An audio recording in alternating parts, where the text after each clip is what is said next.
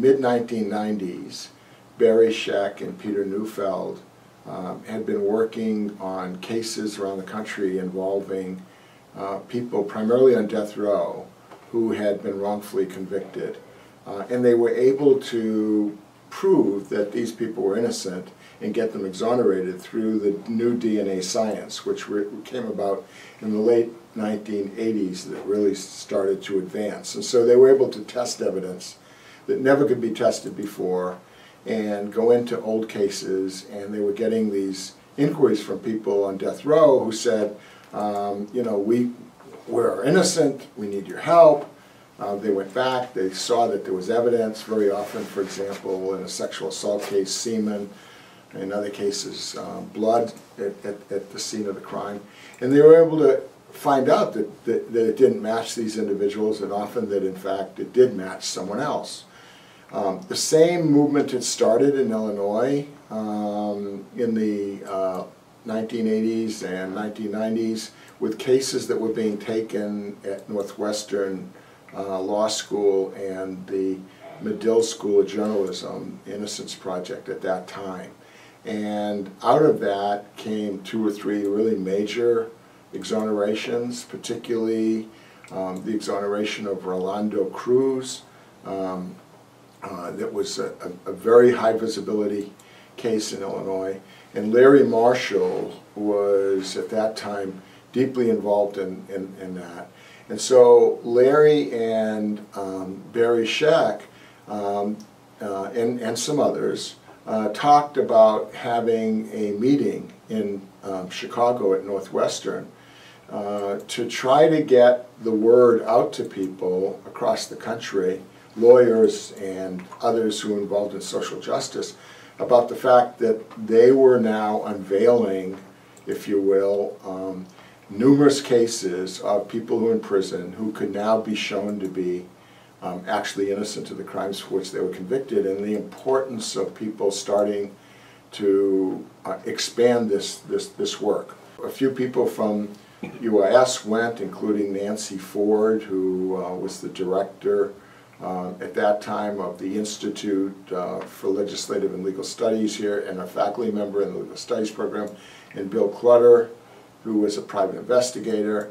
And they came back and we started talking about, you know, what could we do here? And so around 2000 to 2001, roughly, we started a small effort which later, very quickly, became known as the Downstate Illinois Innocence Project.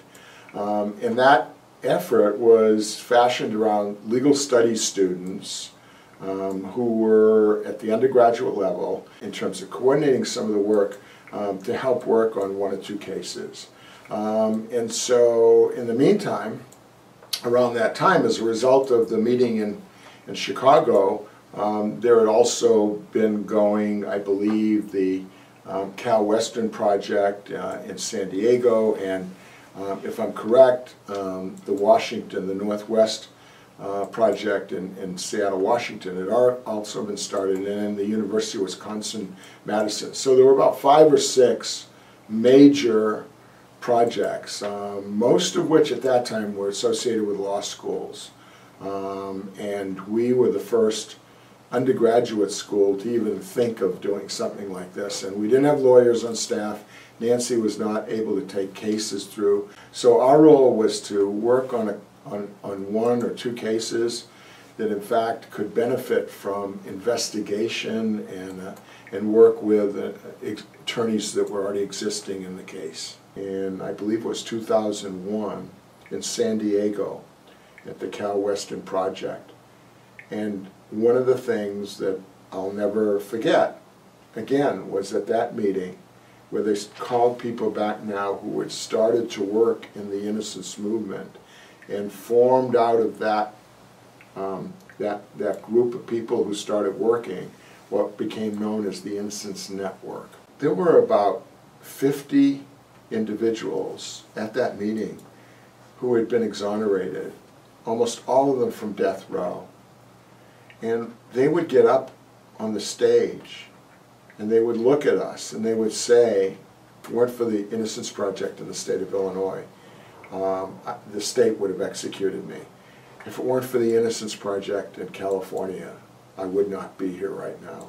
And they would get up and they would, each of them, go to the stage, take a flower, put it in, and say a couple words about how if it were not for the work that had been done at that time of the existing Innocence Projects, they would have been killed, they would have been dead, executed. And out of that, I think that helps solidify with a lot of people their commitment that we have to do something about this. And with the leadership of Barry Scheck in particular, you know, I don't want to downgrade the effort of people like Larry Marshall, Justin Brooks, Jackie McMurtry from Washington.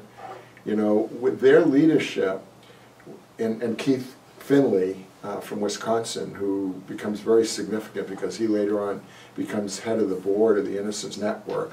This Innocence Network got formed.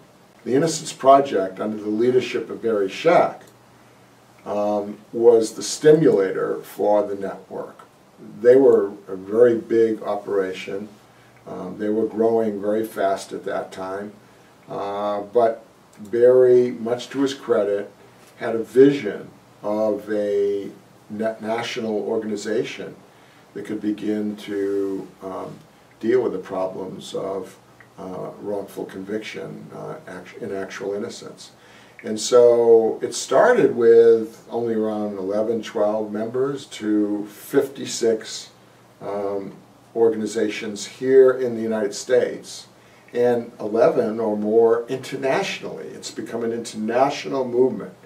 Barry Scheck, on more than one occasion, looked at us and said, this is the new civil rights movement. I really believe that.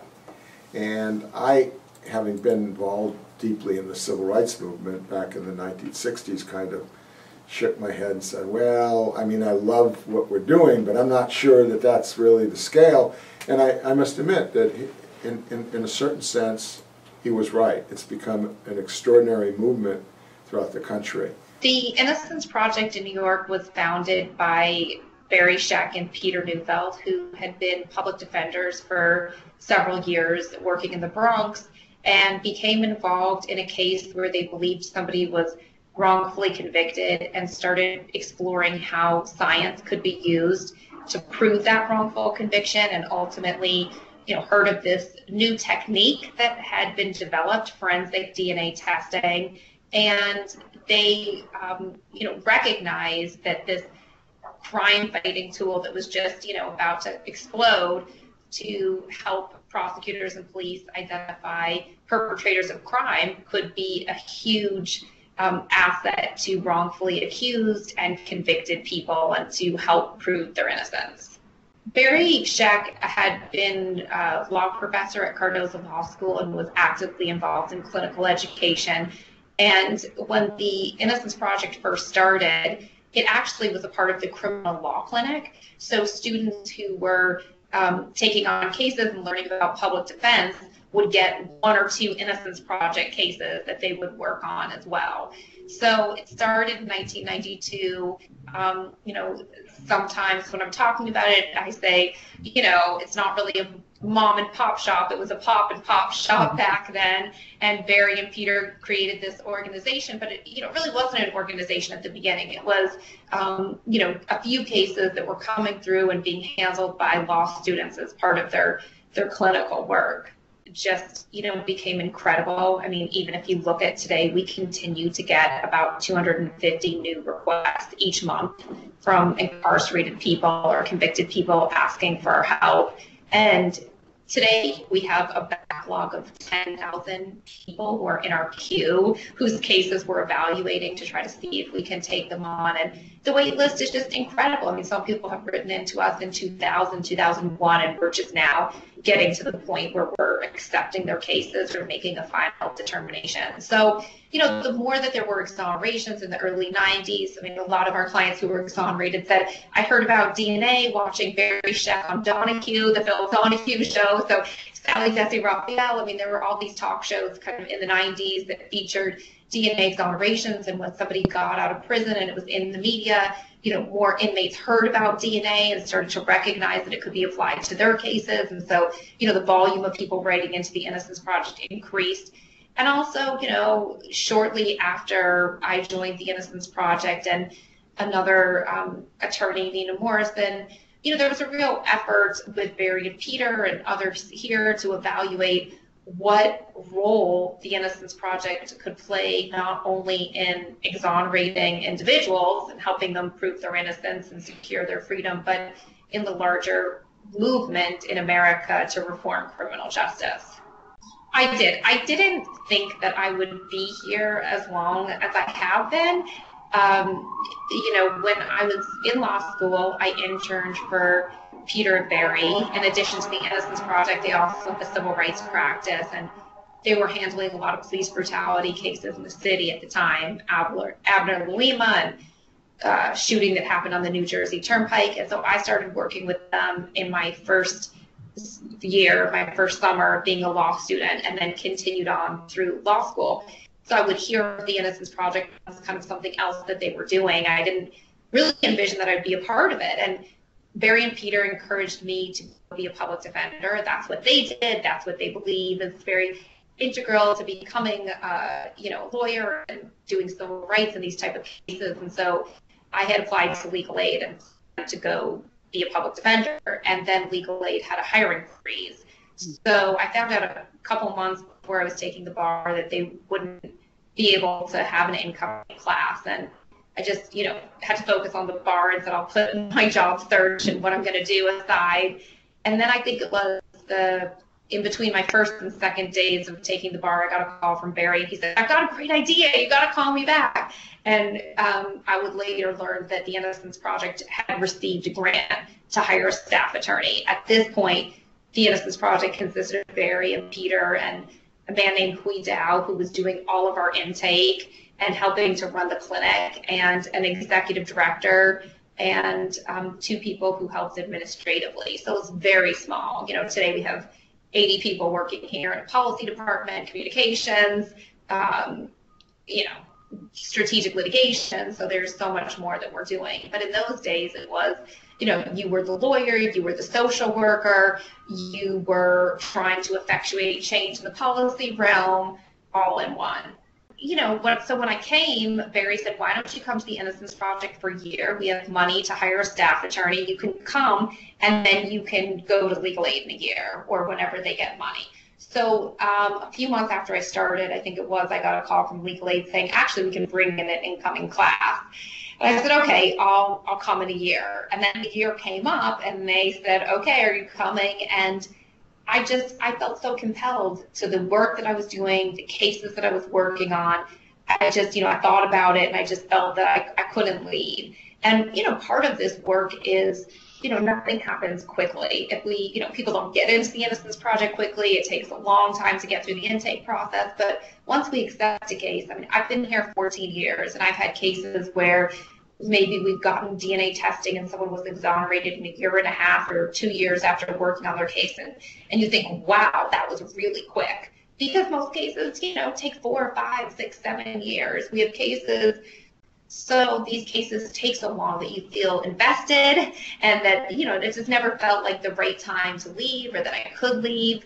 And it's 14 years later. So I don't know, it's hard to think of a place that I would rather be, or work that I would rather be doing, just because of the tremendous impact that we can have in a case at such a juncture when it's kind of the end of the road.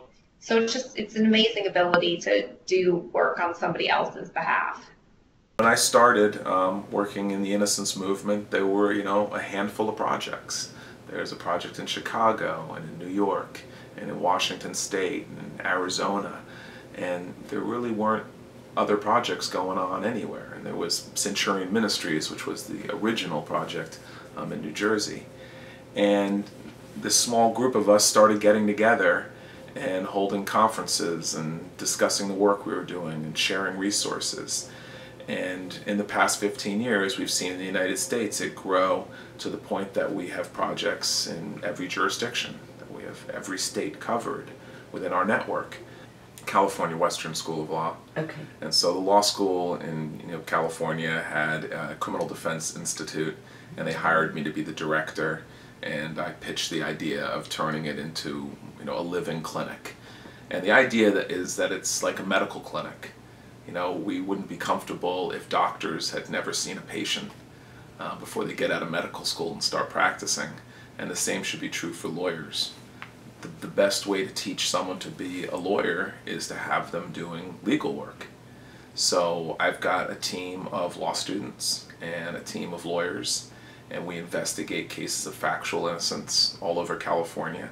And at any given time, I have between 12 and 30 law students working with me.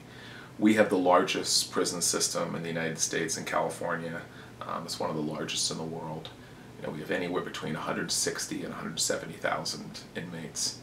And so each year we investigate about 2,000 cases. And it's an incredible process. It took us years to kind of set up a system so that we could efficiently look into that many cases. And there's a lot of cases where people are innocent, but there's nothing we can do for them because there's just not the evidence that's going to get their conviction reversed. And that's the most tragic part of this work is, we know we're dealing with the tip of the iceberg. In California, to get a conviction reversed on new evidence grounds, you have to have evidence that completely undermines the prosecution's case and points unerringly to innocence. So we basically have to prove beyond a reasonable doubt innocence in order to get someone out of prison. And there's just very few cases that'll fall into that category. But there's far more innocent people in prison where there's just not the evidence to prove it. Our project's been able to walk 12 people out of prison. Wow. Who were found factually innocent. And I wish that every lawyer or every person could have that kind of experience in their life. You're literally able to take someone out of a surrealistic nightmare, the worst thing you could imagine happening to them, and giving them their life back. And so there's this human element to what we do of saving people's lives. But for me, equally important is we're training the next generation of lawyers to not make the kinds of mistakes that we see in these cases that lead to wrongful convictions. So we're preventing future wrongful convictions. And at the same time, we use these cases to illustrate problems in the system, and we're doing law reform, changing laws, and I think changing the general public's perception that innocent people are in prison. I always say there's two extreme positions. One is that everyone in prison is guilty, and one is that everyone in prison is innocent. And we're the moderates, where we're saying most people in prison are guilty, and we need to do something about all those ones who are innocent and make reforms in our system to lessen that from happening. We're never going to eliminate it, but we need to reduce it. Well, I started reaching out to all types of attorneys across the world, asking for somebody to come and help me with this video that I had. And the biggest response that I got back was that although we see you have this blatant proof, we're not familiar with post-conviction petitions or habeas petitions. Attorneys just weren't familiar with that type of post-conviction work. And so that's when I reached out to the California Innocence Project. That they specialize in this, in post-conviction work.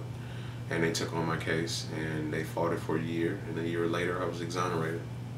Our project assisted Julie in an investigation of the case. We had students along with investigator Bill Clutter who worked to collect evidence of Julie's innocence. It was led by a crack legal team from Schiff Hardin, Ron Safe, Western Center on Wrongful Conviction. That was in summer of 2006. She had help from private counsel in the initial reversal of her conviction by the appellate court, and Northwestern helped her obtain the certificate of innocence. All was, if you will, shows what can happen when the innocence community mobilizes to help someone with the resources necessary. And it also maybe sends a little bit of a signal to you about what would happen if, in fact, those resources aren't there, because that's really the big problem. The things that I came to believe while I was in there, and I believe it more now, if anything, is that if you spend 20 years in your whole professional career, and the result of that is that one innocent person gets to have one kiss or one hug or one breath of fresh, free air, or if I get to spend that time working and someone like Jeanette Slover gets to have one moment with her husband, who is also wrongly convicted and in another facility, one moment together before they each pass, I would be exalted and ecstatic and completely satisfied that I had just completely satiated my goals for my career and fulfilled every desire that I had had, and completely satisfied with what I had done with my time and energy. Obviously, it would be wonderful if I could do more than that. But if everything that I had worked for resulted in only that, I would still be very satisfied. The day in which the conviction was overturned, Barry Scheck was in the courtroom by his side, as well as his lead attorney, Vanessa Potkin. And when he walked in, the judge literally said, "Remove the shackles." And so it was literally, you could hear a pin drop in the court when all you heard was the shackles dropping off. So that was a start. It was just dropping off. And then there were some folks in from the law school, Cardozo Law School, the students came over in a bus to be supportive. Like, we filled up the courtroom. And as the shackles, some became emotional and teary-eyed because you just hear the shackles falling off. And so after the judge made the motion to say, yes, we're gonna overturn the conviction, which means it didn't exist, so now the bail drops down to just $5,000. Barry Scheck said to the judge, you know, do you mind, Your Honor, that his mother can come around and give him a hug? And so that's when she came around, sat next to him, and gave him a hug. And he whispered in the ear and said, "Told you I was coming home."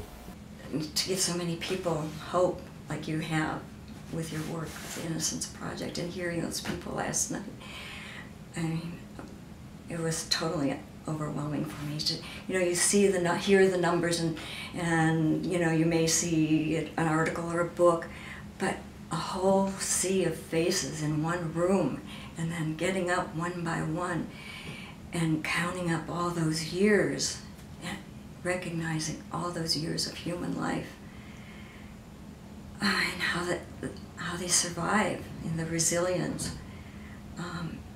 I guess that's what's amazing. Part of what's so incredible about this work is, you know, working with clients and, you know, going into prisons, and you really just get a glimpse that we've got so many people that are good and, you know, have redeeming qualities and could be contributing members of society, or their families who are locked up in prison. And so, you know, that is very, you know, eye-opening and humbling, I guess, to, you know, to see that. In terms of successful cases, you know, I worked on a case of a man named Byron Halsey in New Jersey who had been wrongfully convicted, and just such a gruesome, horrific murder of two young children. They were 7 and 8, and they were his girlfriend's kids, and he was actually raising them. He was, you know, essentially their father. And they were abducted from the house, and the boy just killed in such a, you know, gruesome way. The perpetrator hammered nails into his head, and that's how he ended up dying.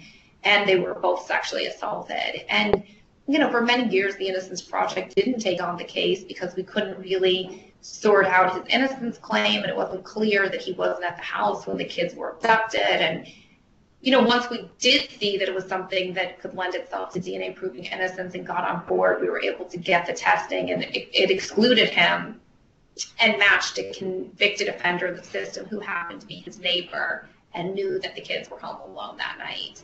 So he was exonerated after, you know, basically 2 decades of imprisonment, but it had been a death penalty case, and, you know, the jury didn't convict him of capital murder, but very well could have.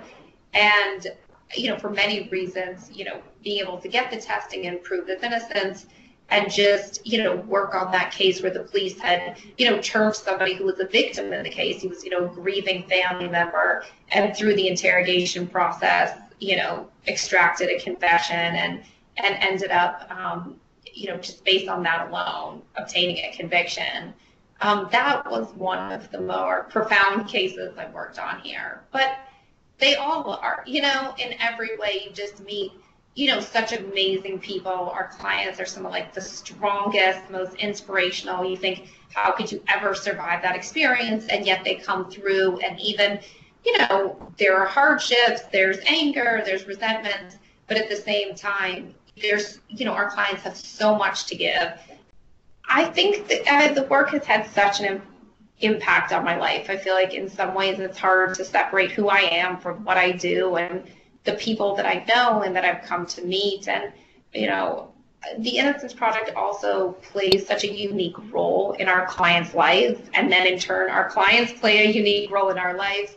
We enter a case when people have exhausted their appeals and maybe they've lost touch with their family members.